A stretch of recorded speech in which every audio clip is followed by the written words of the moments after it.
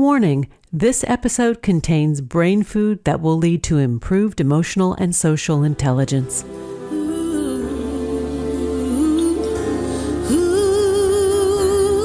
Hello and welcome to our new short format servings of consciously prepared brain food designed to improve your mental fitness. This is Lisa Cypers Kamen, your host. For more than 12 years, we've been proudly and consistently crafting harvesting happiness and sharing it with you.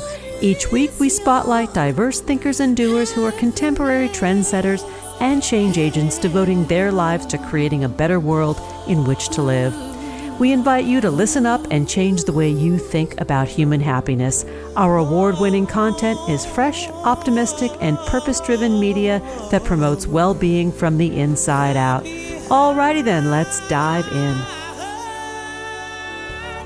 This episode offers psychosocial education designed to inspire and motivate our listeners. The information provided does not constitute a therapeutic relationship nor a substitute for professional mental health care.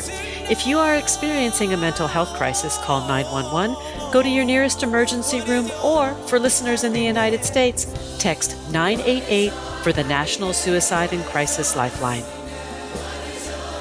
Good morning, good afternoon, and good evening, wherever you are. Thanks for joining me on today's show, where you will learn about the mind-body connection to health and well-being. My guest today is Mother Mindfulness, Dr. Ellen J. Langer. Dr. Ellen Langer is a professor of psychology at Harvard University. She is the recipient of 4 Distinguished Scientist Awards, a Guggenheim Fellowship, and the Liberty Science Genius Award. She has authored 12 books and hundreds of research articles, and her latest book is The Mindful Body. Dr. Langer, you are a friend of this show. We go back many, many years, and I am always happy to support any and everything that you do as Mother Mindfulness. Teach us today. Thank you, Lisa. It's nice to speak to you again.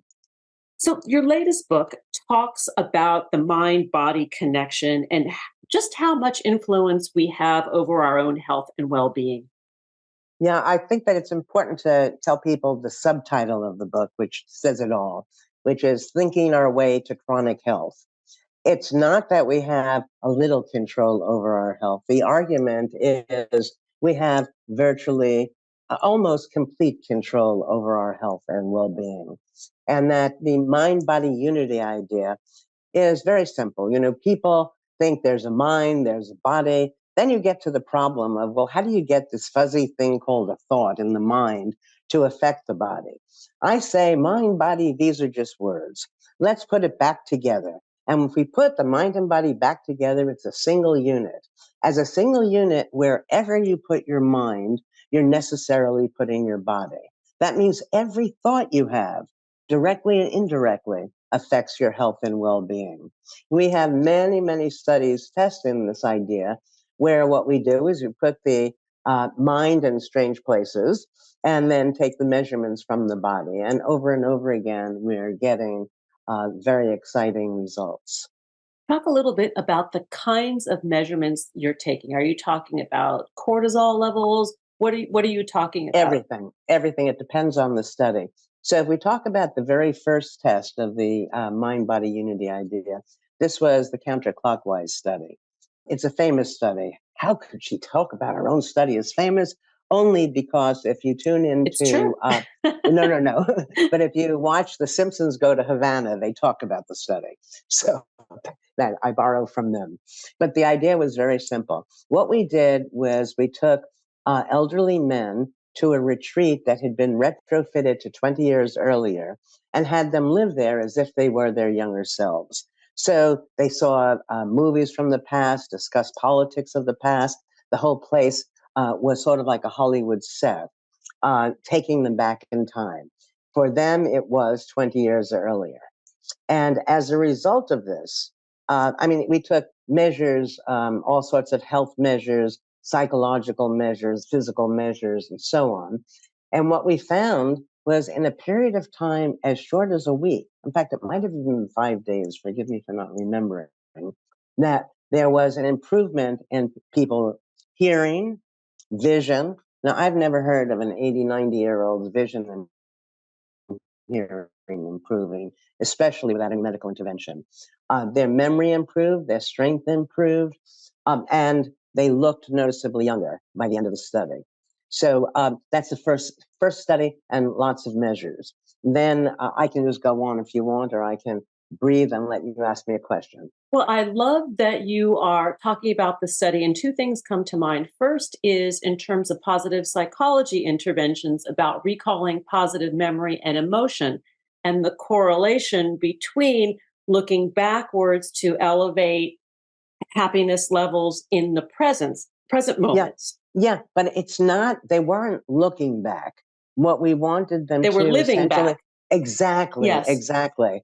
And, that if you have people play the role of Einstein, all of a sudden you're Einstein, you're probably going to do better with solving math problems than you would as yourself. I'm fond of saying that I can't really carry a tune. My friends say, yes, I can, just not very far. But when I'm in the shower and I'm singing as if I'm Barbara Streisand or Maria Callas, all of a sudden I'm singing better. Of course, not equivalent to anybody who can really sing, but better. So that all of us have the capacity to do far more than we realize. And when it comes to our health, this is especially true when we're given diagnoses that we have some uncontrollable disease, chronic disease. People take that to mean there's nothing we can do. And as we'll talk about eventually today, there's much that we can do. Well, So it's the giving up that hurts us. We can never prove that we can't do something. All we can do is prove that what we tried didn't work, but there's always more to try. I want to just bring up a real life example of this. This past weekend, I had a guest, a friend of ours came to stay with us. He's 73 years old. He was diagnosed with HIV when he was 40 years old.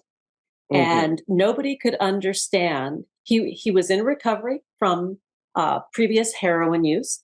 He was also he had hepatitis C, and he got the HIV diagnosis. When he was 40, he was newly married. That was the other aspect. Yeah. And nobody could understand why he took the diagnosis with a grain of salt, because at that time, 33 years ago, that was a terrible diagnosis. Yeah. I think that in general, people have to understand that all medical science, in fact, all science, no matter what the science, psychology, biology, doesn't matter, only gives us probabilities. That means that it's saying if we were to run the exact same study, which we can never do, it can never be exactly the same, we are likely to get these findings again. That's translated by people as absolute fact. So, for example, let me tell you a little story, something that happened to me that changed my life. I was at this horse event, and this man asked me, could I watch his horse because he was going to get his horse a hot dog? Well, I'm Harvard Yale all the way through. Nobody knows better than I do that horses don't eat hot dogs. He came back with the hot dog and the horse ate it. And I loved it because, why do we know that horses don't eat meat? Most horses don't eat meat. It probably depends on how much grain is mixed with how much meat, so on, how hungry the horse is, so on and so forth. And all of those conditions are lost. As soon as we find that this occurs for many people or many horses under these circumstances, it becomes absolute fact. When you know something as absolutely true, you never think about it again. Now, the problem is that with your friend's diagnosis, he was smart enough. I describe this in my new book, The Mindful Body, hoping that everybody will become as smart as he, to recognize that, well, maybe it's true and maybe it's not. Yeah. And then you go about living your life. And to me, I think that if one were given a diagnosis, somebody tells you, which they never should, let's say that you have 6 months to live, and people then waste their time being miserably sad and depressed, what have you, that you might want to ask yourself, if that's all the time I have, how can I get as much living in as possible?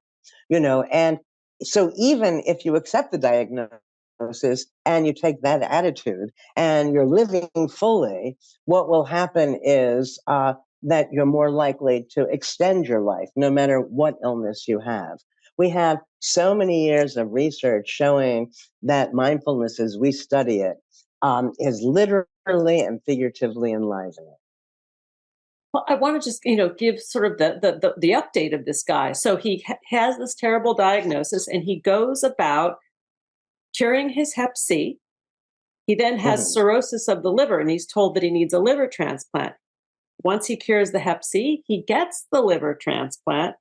He is so robust and healthy and alive and vibrant, like he is a kind of a medical miracle. And what he said was that he never let the diagnosis, all of these diagnoses, really penetrate his consciousness. They were just facts. Exactly. And so what I'm trying to put in people's heads is the realization that these diagnoses are maybes. Yes. They're not absolutes. Yes. And you respond differently to a maybe, right? That if you thought you couldn't do something, you wouldn't do it. If you thought, maybe I can't do it, but maybe I can, then you do it. I mean, a maybe world is a very different place. And too many of us are brought up with these mindless absolutes. So that, if we go back to the mind-body unity idea, where what we've done with many studies, I'll tell you one or two, just to give people an idea. Please do. We love facts. We love science. Okay. Well, let me start with one of the most recent ones, which is kind of fun. My graduate student, Peter Ungle, and I did this, where we inflict a minor wound. That it'd be more dramatic if it were a major wound, except I don't want to wound people, and the review board wouldn't let me, even if I wanted to. But nevertheless, we give people a minor wound, and they're in front of a clock. And unbeknownst to them, the clock is going twice as fast as real time, half as fast as real time, or real time. And the question we're asking is, will this wound heal based on perceived time, which is the clock time, or real time? And the answer is perceived time. That if more time seems to you as if it's passed, the wound heals faster. The amount of control we have is extraordinary. We have, when you asked about measures before, we did a study. I did this study with Allie Crum many years ago when she was at Harvard, and she was my student. We took chambermaids, and we asked them how much exercise they get. And interestingly, they don't think they get very much exercise because they see exercise is what you do afterward, because that's what the Surgeon General tells them. And they're just too tired. And all we do is we take half of them and we teach them that their work is exercise. Very simple, that making the bed is like working on this machine at the gym and so on. So we take a ton of physical measures, psychological measures before we start. Now we have two groups, one who is aware that their work is exercise, the other group who is oblivious to this. We check afterwards. Are they working any differently? Not as far as we can see. Are they eating any differently? Not as far as we could tell. However, those who now saw their work as exercise lost weight. There was a change in waist to hip ratio, body mass index, and their blood pressure came down. Wow. That is our huge. Minds, our minds are extraordinary if only we thought to use them.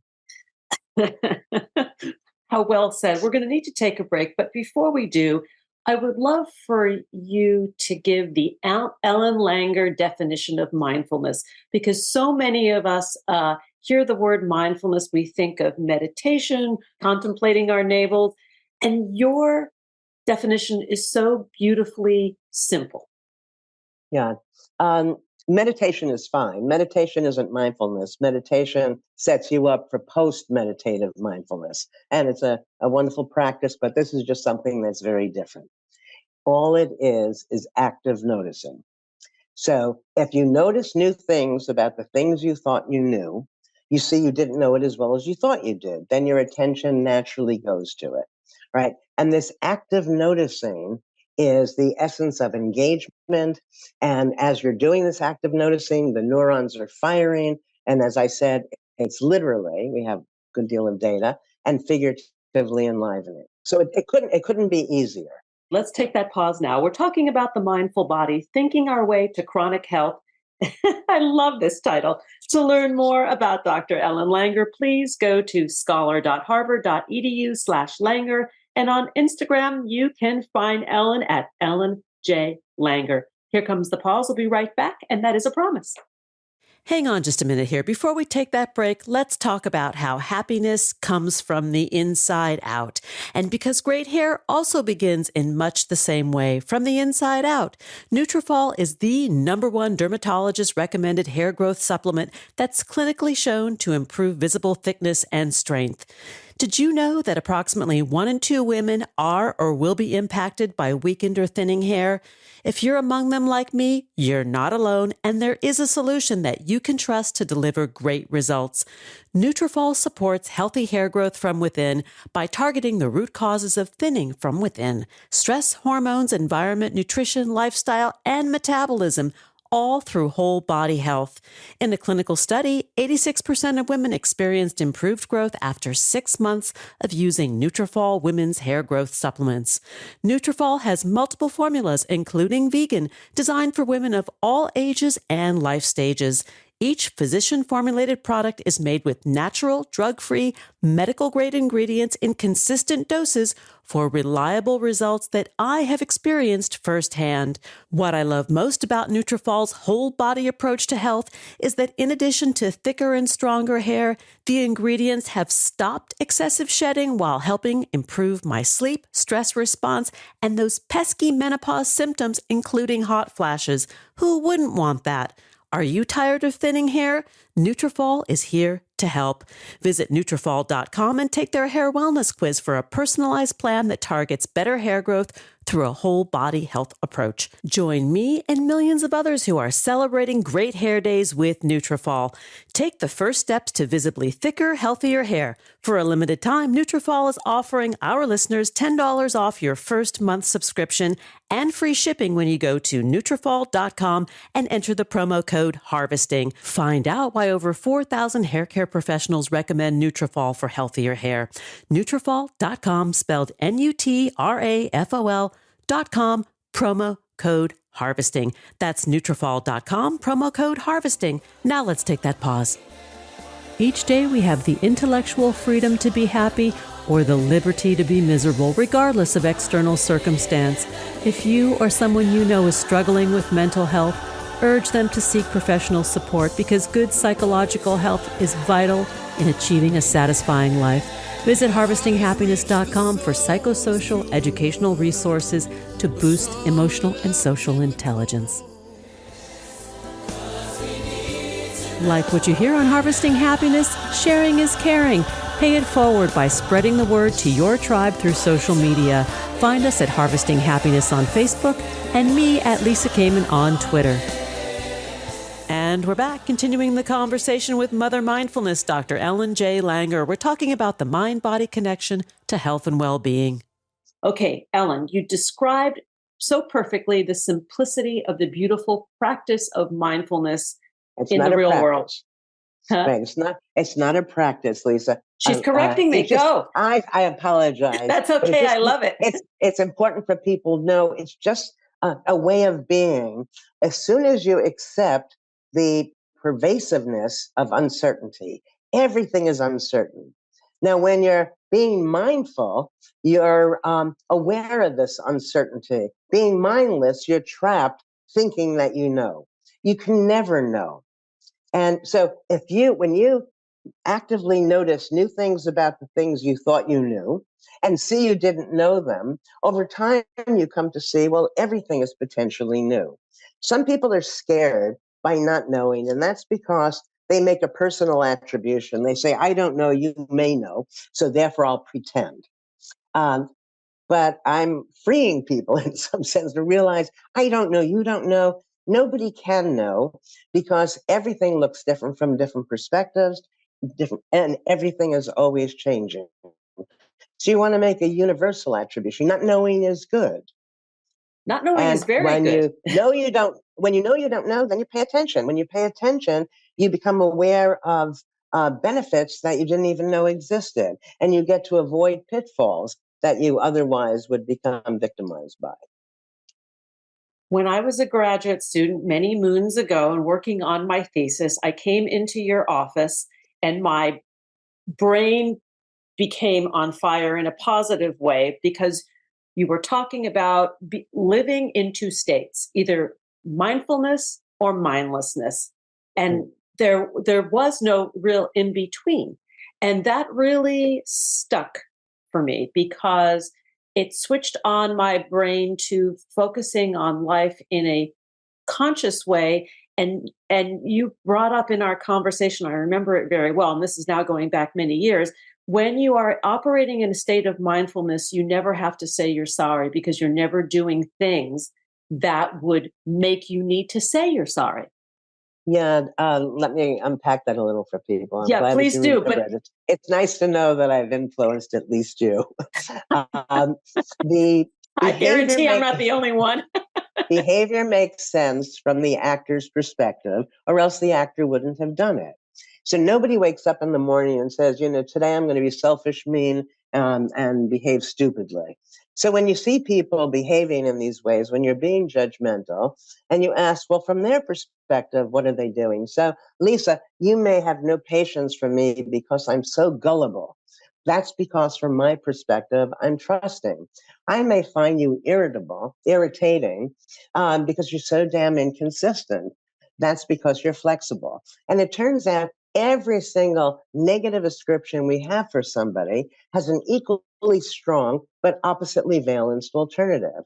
And you can see how easily this repairs all sorts of relationships. That if I think you're inconsistent rather than flexible, I'm going to try to get you to change. I'm going to be annoyed all the time. When I see you're being flexible, now I respect you for that.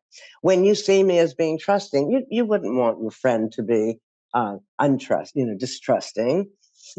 So life becomes very different. In fact, when you asked before, what are the consequences of this being mindful? It's extraordinary. I've been doing this for over 40 years. So there's been an opportunity to test many, many measures. And what we find is, as we've already said, when you're being mindful, the neurons are firing, the body lights up. It's literally and figuratively enlivening because you're there and people see that, and people are drawn to it and you're more attractive to people. People also see you as more authentic and trustworthy.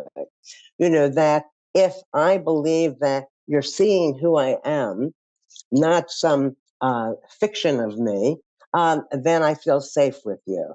And so when you're seeing me, let's say, as trusting rather than as gullible, I feel that in our relationship goes forward. So people who are mindful are seen as charismatic, authentic, trustworthy. It's good for our health.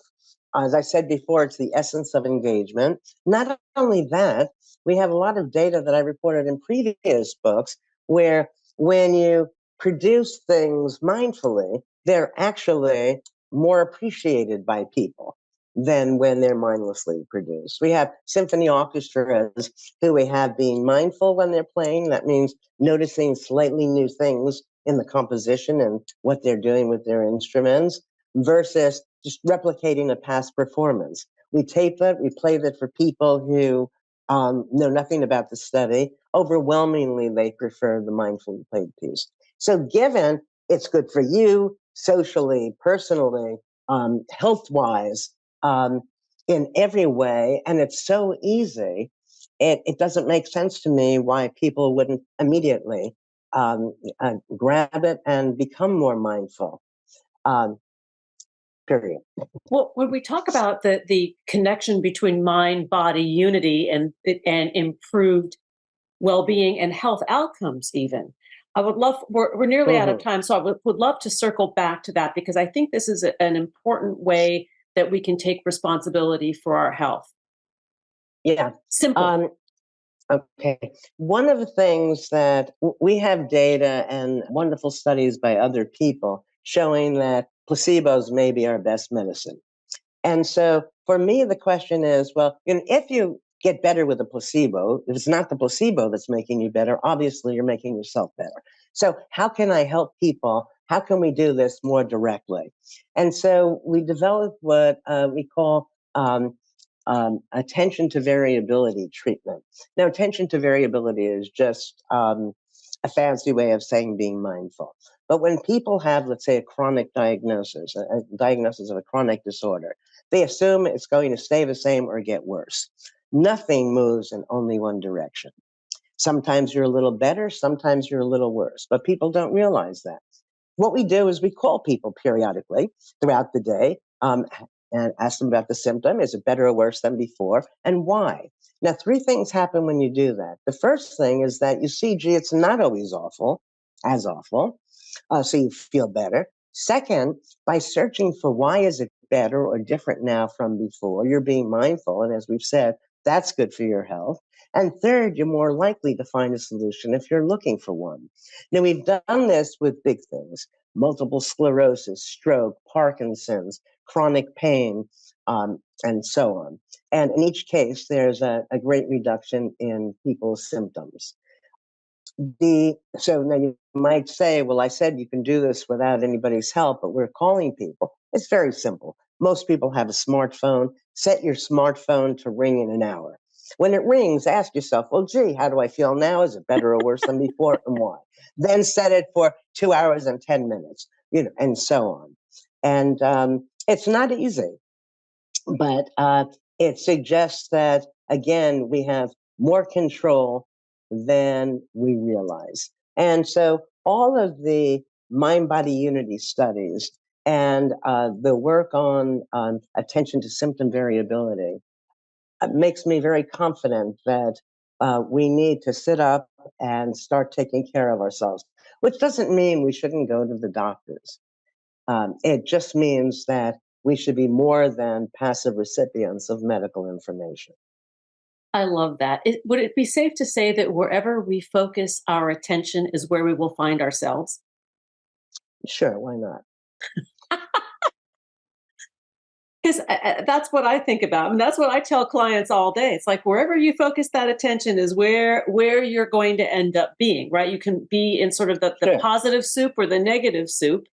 The choice becomes ours. Yes, what people need to realize is that the world is not divided into positive and negative, good or bad. These are ideas that are in our heads. And so people think that, I might say to you, you made me feel. Nobody makes us feel anything. And people need to understand that our emotions are choices. And how do you know it's a choice? Well, you see, everybody else who's been in that circumstance, not everybody gets as crazy as I did or you did, and so on. So what are the other people doing? And to experience an emotion, you have to have an understanding of the situation. Now, if you have a mindless notion, this is awful, of course, you're going to feel bad. But if you open that up, you have the opportunity to enjoy what may to others seem like an oh my goodness experience. Come back. Anytime you want to come back and hang out with me, Dr. Ellen Langer, please do so, because I love these conversations and I love distilling mindfulness and the practice of positive emotion down to basic elements so they're digestible, usable, and actionable. And that's what I love about your work. Thank you, Lisa. It's always nice talking to you. Yes. To learn more about Dr. Ellen J. Langer and her book, The Mindful Body, Thinking Our Way to Chronic Health, please Google her. She wants you to go out on the internet and be curious. Google her. You'll find her all over the place. Thank you, Ellen. Thank you. Thanks for joining us on Harvesting Happiness today. This is Lisa Cypers Kamen on behalf of my guest, Dr. Ellen J. Langer, wishing you kind thoughts, kinder words, and the kindest of actions. Until next time, remember, happiness is an inside job. Happiness is your inside job. Please go out and rock your day, and remember to be kind to one another. Keep harvesting your own happiness anytime and anywhere from the comfort of wherever you are. Subscribe, listen, and share hundreds of downloadable episodes from our mental muscle toning libraries at harvestinghappinesstalkradio.com, toginet.com, iTunes, Google Play, Amazon, Spotify, or wherever you get your podcasts. To learn more about my global consulting services, please visit harvestinghappiness.com. Spread more joy by liking us on Facebook at Harvesting Happiness and following me on Twitter at Lisa Kamen. Harvesting Happiness is produced by me, Lisa Cypers Kamen, Andrea Mengele, Robin Boyd, Andrea Daly, and the awesome team at Podfly Productions, including Eric Begay, Kimberly Beck, and Alec Gus, in collaboration with TogiNet Radio, KBUU, RadioMalibu.net, and is available on PRX, the Public Radio Exchange.